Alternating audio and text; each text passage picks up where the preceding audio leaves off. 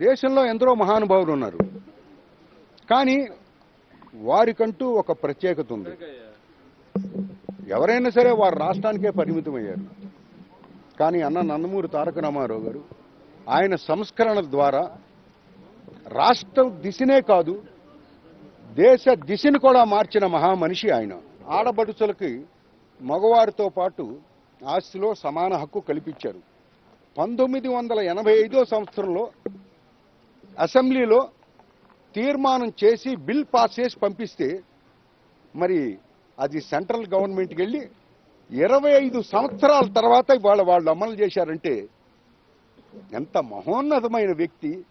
ఇక ఆ వ్యక్తి గురించి ఏం మాట్లాడినా, సంవత్సరాలు మాట్లాడినా, తరాలు మాట్లాడినా, యుగాలు మాట్లాడినా మహానుభావుడు, నభూత నభవిష్యతి అన్న విధంగా మరి వారు ముందుకు వెళ్ళటం.